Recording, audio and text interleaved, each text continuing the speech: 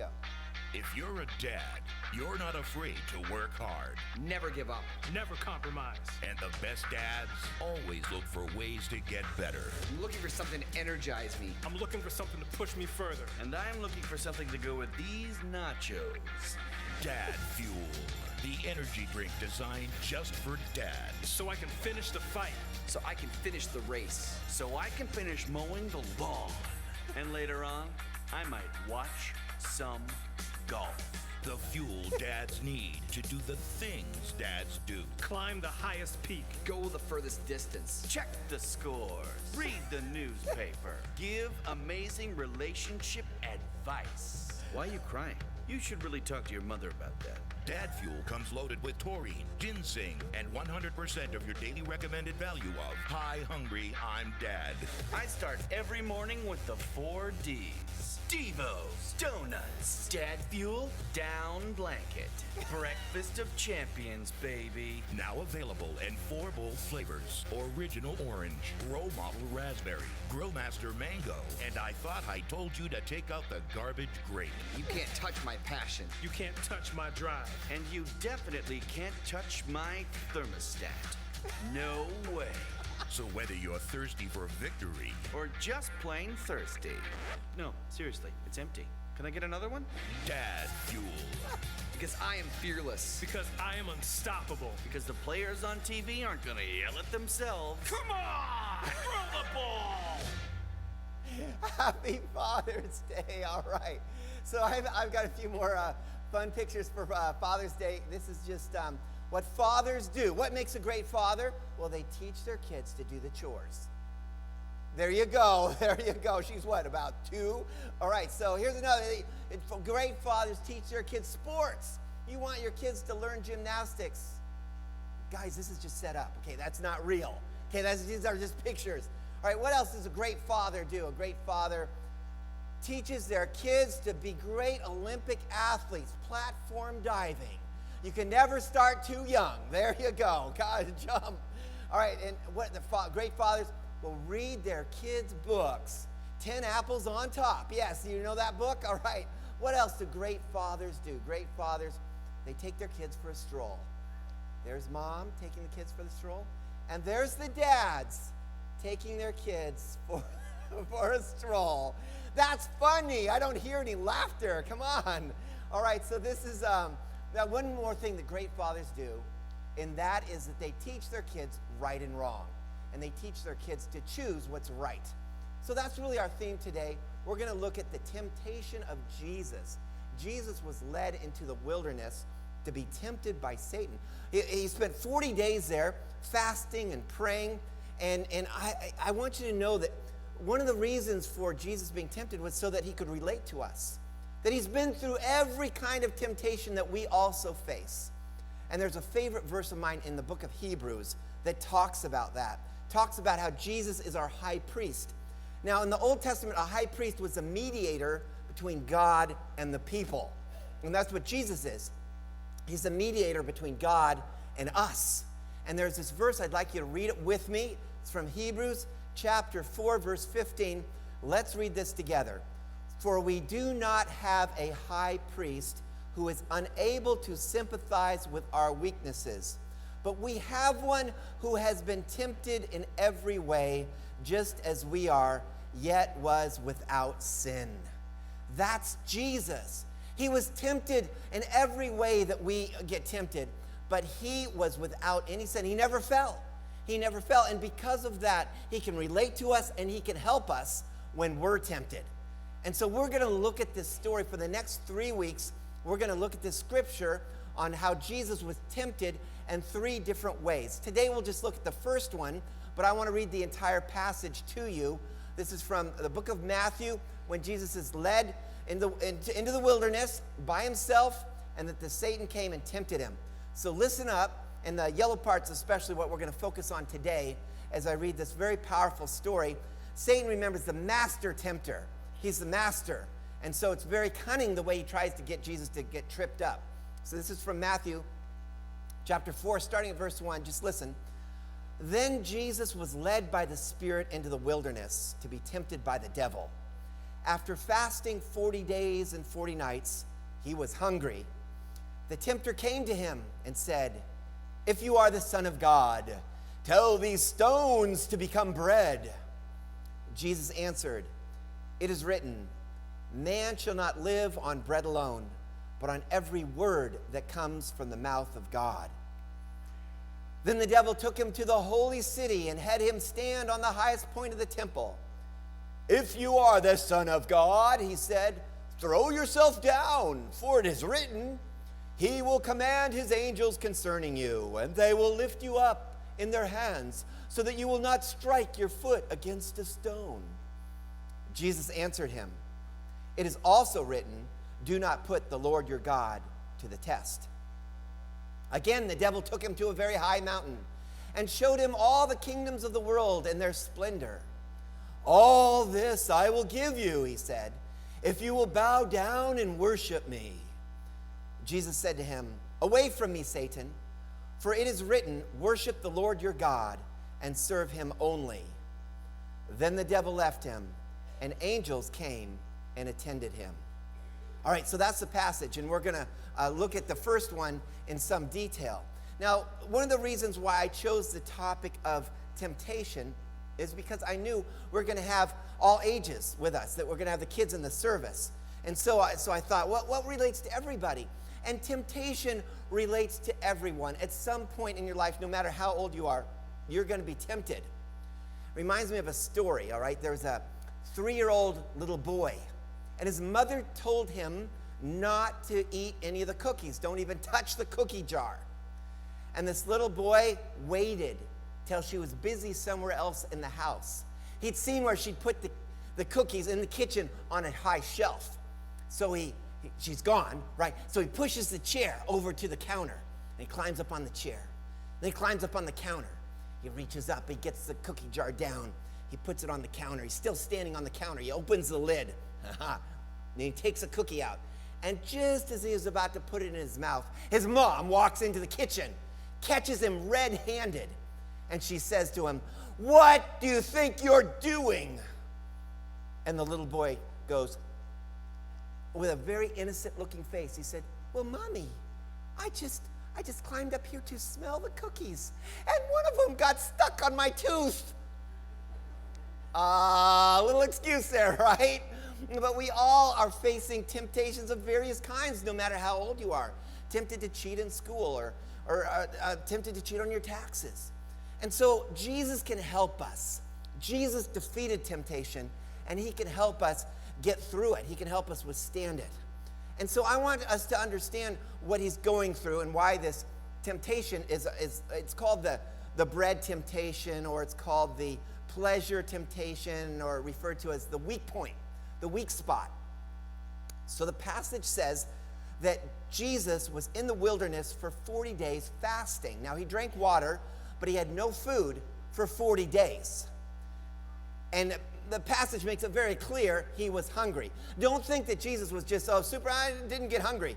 No, he's hungry. Now, I've fasted. I've done some fasting. And I'm going to just be honest with you. I don't like it. I don't like to fast. Fasting's hard. When you fast, you get tired and weak, and you get hungry. And, I don't like to fast. And it's hard for me. I've talked to other people, and they're like really into fasting. I talked to some people, they fasted for 10 days. Some people fast for 20 days, or some 30 days or longer. And you talk to them, and you hear, and they, I was fasting. I had visions. I've seen angels. I've seen visions of my future. I've seen visions of prophetic things. Well, when I fast, I see visions too. I see visions of hamburgers and ice cream and visions of pizza. That's the kind of visions I get. It's not fun. And so I want to encourage you to fast, but I'm serious that you get hungry and you get weak and susceptible. And so that's what Jesus was going through. 40 days. Satan knows the timing. He knows that when you're the weakest. He'll hit you with that temptation when you've had a lousy day, when your boss has yelled at you, and or maybe you got a bad grade in school, or your boyfriend broke up with you, or all these things that happen all at the same time. That's when he hits, right? That's when the temptation comes. And then he hits you at your weak point, and in the weak timing. And that's what happened to Jesus. 40 days, he's hungry, and Satan hits him at his weak point. And then here's another technique that, what does Satan use? Satan uses doubt, right? Did you see how it was phrased? Satan says, if you are the Son of God, prove it. If doubt, puts doubt in our minds. He did the same with Eve. He put doubt in her mind. He does the same with us. He tries to get us to think, well, God is not really for you, or God doesn't exist, or God doesn't want you to have any fun. God's keeping this from you. That's the way Satan works. He gets us to doubt God.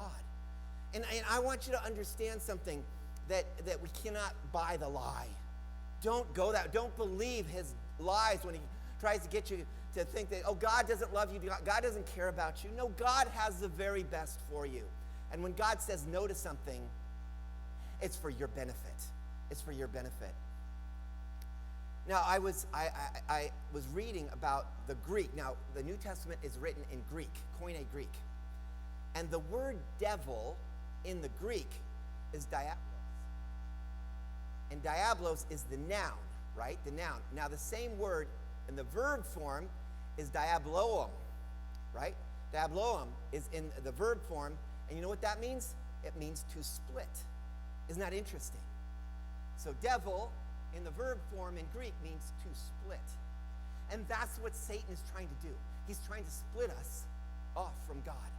That's his main goal. Split us, divide us from that relationship with God.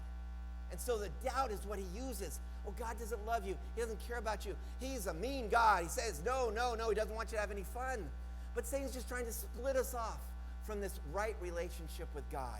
And so I'm encouraging you to remember that, and don't buy the lie. Don't believe those things that Satan tells you. God doesn't care about you. God doesn't love you.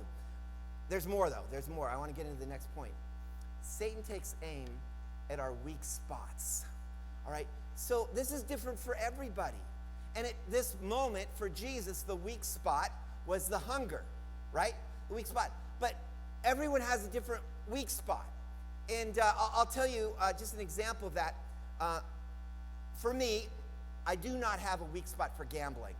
We lived next to Las Vegas for 19 years. I never gambled. Satan would not come to me and say, oh, Brent, there's a slot machine. He wouldn't do that because I don't want to waste my money, right?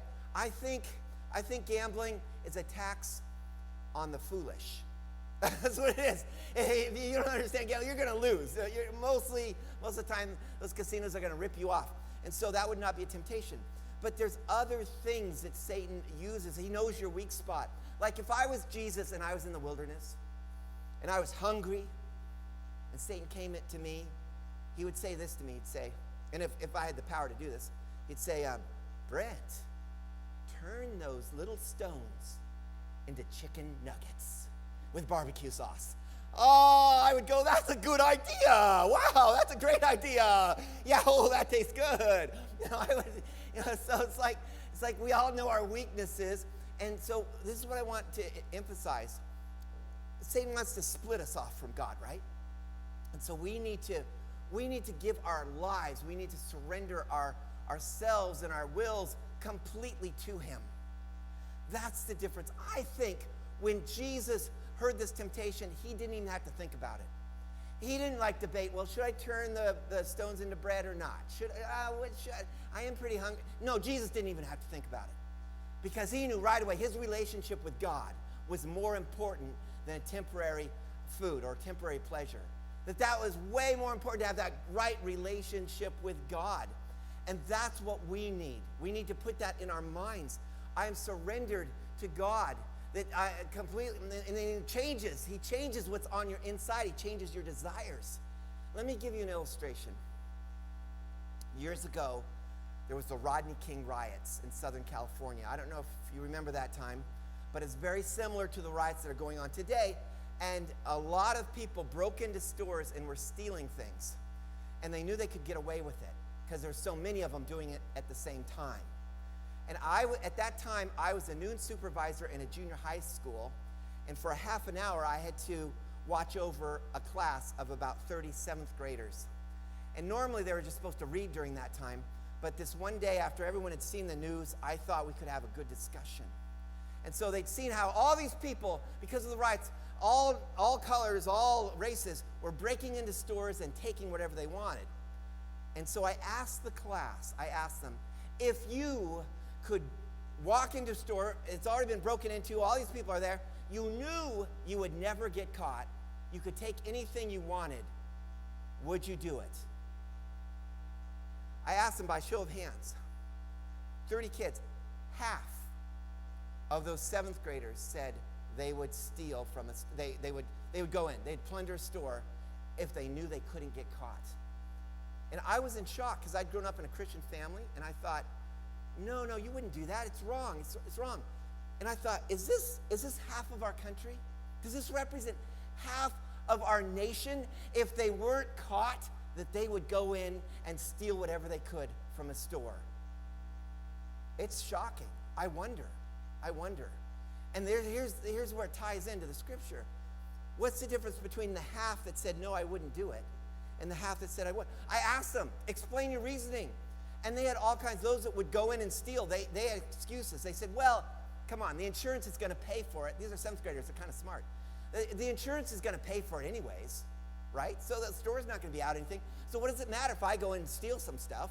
It doesn't matter because they won't lose any money.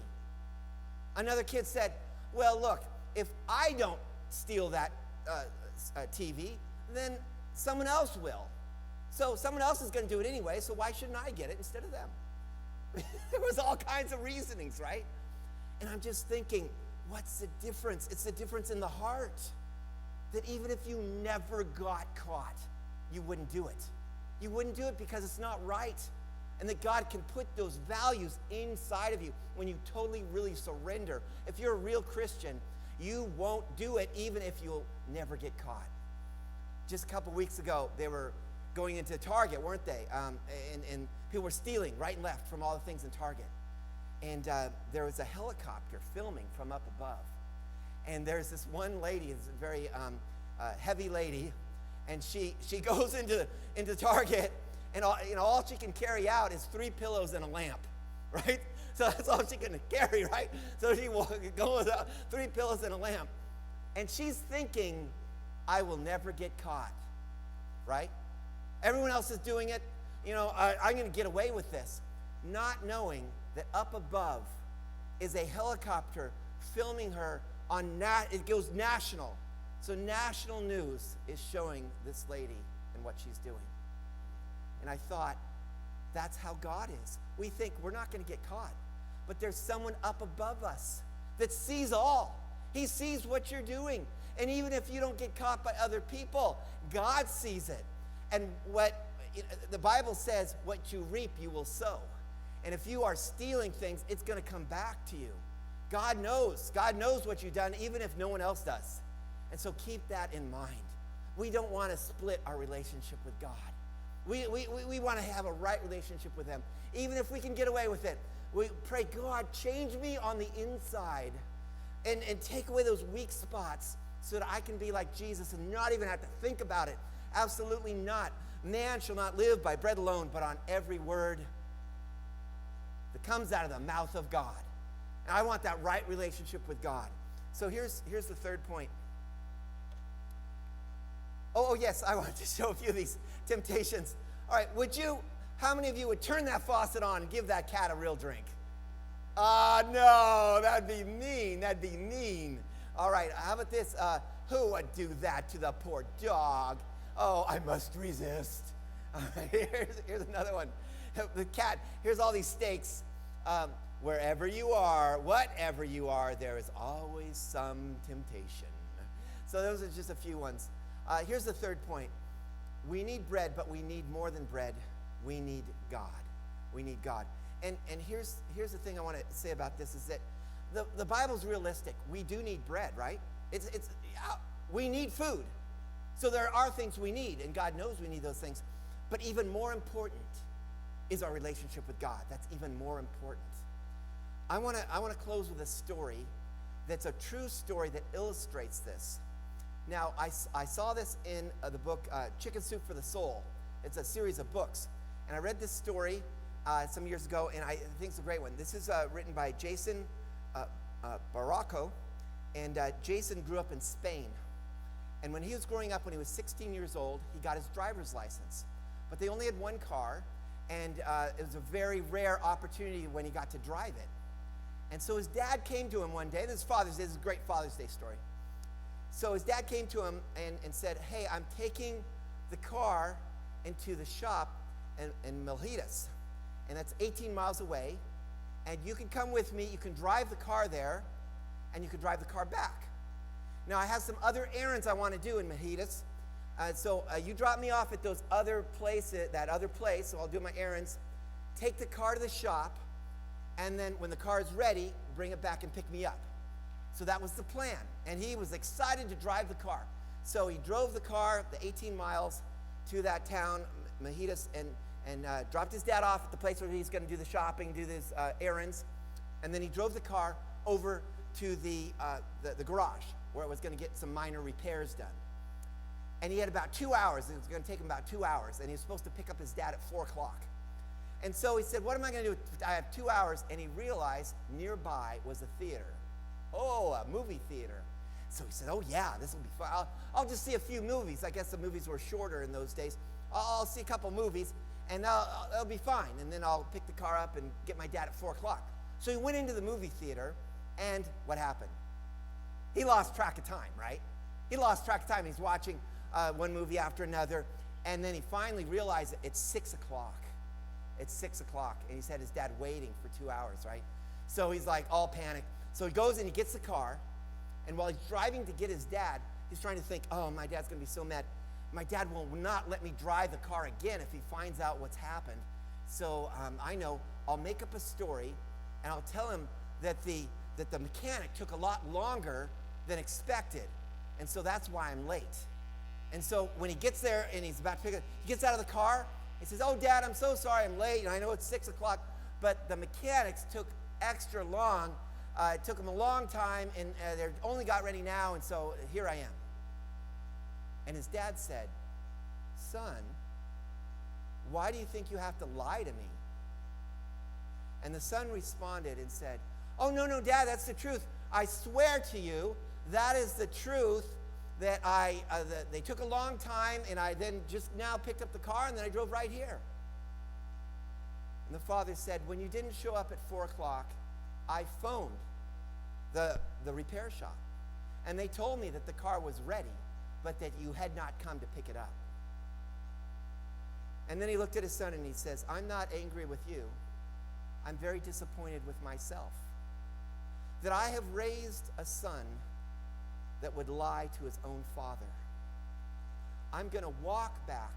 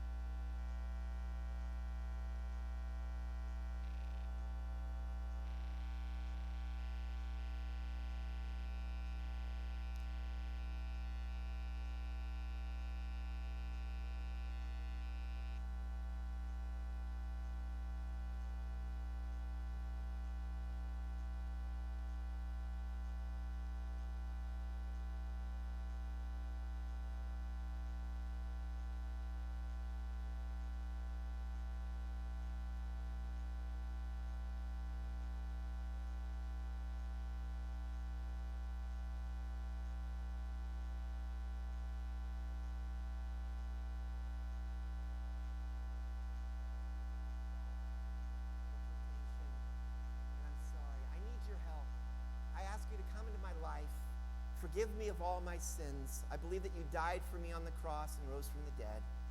And I commit my life to you. Come in from the inside out. Change me, renew me, take over. I surrender my life to you.